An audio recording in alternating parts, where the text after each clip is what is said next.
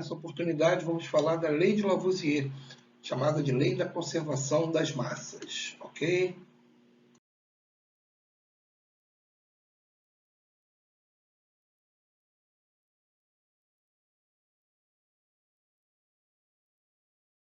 Bom, pessoal, falando agora da Lei da Conservação das Massas, a Lei de Lavoisier. Talvez a principal lei da nossa oficina temática, né, que a gente vai discutir. Bom, aqui está uma fotozinha do Lavoisier, desenhozinho, né, uma ilustração. Lavoisier foi um cientista muito ligado à parte de experimentos, né, de medidas em química. Muito bem. No sistema fechado, em que possa ocorrer uma transformação química, a massa total do sistema permanece constante durante toda a ocorrência da respectiva transformação. O que Lavoisier quer dizer com isso? O sistema fechado, ele não troca massa com a parte de fora do sistema, que a gente chama de vizinhança. Você pode trocar energia, calor, por exemplo, mas você não troca massa. Massa, então, antes é igual a massa de depois. Tá bom? Então, eu posso dizer o seguinte. Se eu tenho a substância óxido de mercúrio 2, que é esse sólido de cor alaranjada, e eu aqueço, a reação química nos dá o mercúrio líquido, que é o metal líquido, mais o oxigênio, que é uma substância gasosa. Então, eu coloquei essas ilustrações para mostrar como ficam diferentes o sistema antes, que é um sólido de coloração laranja, e o sistema depois, que é o mercúrio metálico, que é o líquido de forma metálica, e o gás oxigênio. Muito bem. Se eu fizer um acompanhamento das massas, para confirmar essa lei, né, eu posso ver que se eu partir de 2,16 de óxido de mercúrio, somente de óxido de mercúrio, o mercúrio e o oxigênio ainda não foi produzido. A massa total fica 2,16. Aí o tempo vai passando, a reação vai ocorrendo. Se essa massa de óxido de mercúrio cair de 2,16 para 1,08, que seria a metade, então o mercúrio produzido avança de 0 para 1 e o oxigênio produzido avança de 0 para 0,8. Isso quer dizer que a soma do mercúrio mais oxigênio dá 1,08, que somando com 1,08 do óxido de mercúrio, que ainda sobrou, dá 2,16. Isso faz com que a massa fique constante. Se eu ainda, né, fizer uma reação que eu zere todo o mercúrio, o óxido de mercúrio, então acabou o óxido de mercúrio, eu produzo 2 de mercúrio e 0,16 de oxigênio, também confirmando uma massa total de 2,16. Então, se essa reação recebeu o calor do lado de fora, para ela acontecer, o calor saiu da vizinhança para o sistema. Houve troca de energia? Sim, mas dentro dele não saiu nenhuma substância. Isso caracteriza o sistema fechado e, segundo Lavoisier, no sistema fechado, a massa permanece constante. Isso quer dizer que na natureza nada se perde, nada se cria, tudo se transforma, ok?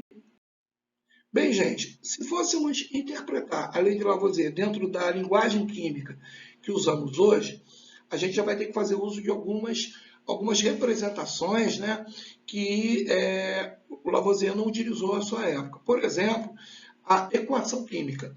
Tá? Então, por exemplo, peguei essa equação química aí, onde o gás nitrogênio reage com o gás hidrogênio mais amônia, dando amônia num sistema fechado. Então, o sistema está fechado, não vamos permitir sair ninguém desse sistema, ou entrar alguém de fora, a não ser calor, a não ser energia. Muito bem. O que vai acontecer? Primeira coisa dessa linguagem moderna que significa usar a lei de Lavoisier, a necessidade de balancear a equação. Então, você vai levar em consideração que já existe o átomo, né, a ideia de átomo, coisa que Lavoisier, ainda no grupo de Lavoisier da época, não aceitava muito, e o balanceamento de equação obriga a botar os coeficientes. 1 para o N2, 3 para o H2 e 2 para o NH3. Esses coeficientes significam o número de mols. É bom lembrar que na época de Lavoisier, essa lei de 1789, não existia esse conceito de número de mols. O conceito de número de mols veio depois. Tá bom? Muito bem. Então, usando esses conceitos, eu posso dizer que, em termos de número de mols, eu tenho 1 para o nitrogênio, 3 para o hidrogênio, 2 para a amônia. Posso transformar esse mol em matéria, em massa. Né? Essa quantidade de matéria em mol em massa. Logo, eu teria, né, admitindo que as massas atômicas, o hidrogênio é igual a 1 e o nitrogênio é igual a 14, eu teria cálculo para as massas de cada elemento. Tá legal? 1 vezes 2, que são 2 nitrogênio, vezes 14. 3 vezes 2 vezes 1, que o hidrogênio é 1. Então, 3 mols vezes 2 hidrogênios, vezes 1, que é a massa do hidrogênio. E a massa da amônia, que é 2, que são 2 mols. 1 vezes 14, porque tem 1 nitrogênio. 3 vezes 1, porque tem 3 hidrogênios. Fazendo o cálculo, aqui eu tenho 28 gramas. Aqui eu tenho 6 gramas. E aqui eu tenho 34 gramas. O que quer dizer isso, então? Que se eu pegar o reagente, antes da reação acontecer, eu tenho 28 mais 6. Eu tenho 28 mais 6, no reagente eu tenho 34 gramas. E no produto eu também tenho 34 gramas. Então está lá, massa total do reagente, 34 gramas. Massa total do produto, 34 gramas. Ou seja, houve a conservação da massa, agora dentro de uma linguagem da química que a gente está acostumado a usar de forma mais atual, forma mais moderna. Tá bom? Bom, gente, com isso a gente conclui o estudo da lei de Lavoisier. É a lei mais importante da nossa oficina. Esse é a primeira videoaula, que a gente chama de VQ1, tá certo? Mas nós temos na forma de videoaula também o VQ2, que vai falar das consequências da lei. É claro que é um vídeo um pouco maior, tá certo? Porque vai falar o que essa lei, aparentemente tão simples, ocasionou, tanto na parte da ciência e na parte da tecnologia da época dessa lei. É uma lei do final do século, como eu já falei, de 1789, uma lei do final do século XVIII, e que depois influencia de maneira bem significativa no século XIX. Eu costumo dizer que até o século XX a gente ainda usa a interpretação que são consequências da lei de Lavoisier. Tá bom? Um grande abraço, até a próxima.